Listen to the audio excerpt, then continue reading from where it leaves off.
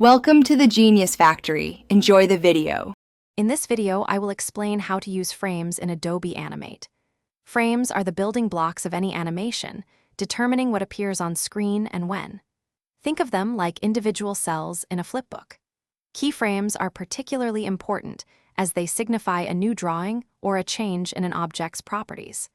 Understanding how to manage these frames is fundamental to bringing your creations to life smoothly and effectively.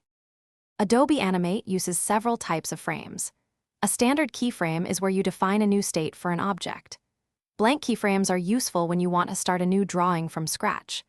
Regular frames simply hold the content of the preceding keyframe, extending its display time. Then there are tweened frames, which Animate automatically generates between two keyframes to create smooth, continuous motion or shape changes. Working with frames is straightforward. To add new frames, simply right-click on the timeline and choose Insert Frame or Insert Keyframe. You can delete frames to shorten an animation sequence or remove unwanted content. Copying and pasting frames allows you to duplicate elements or entire sequences.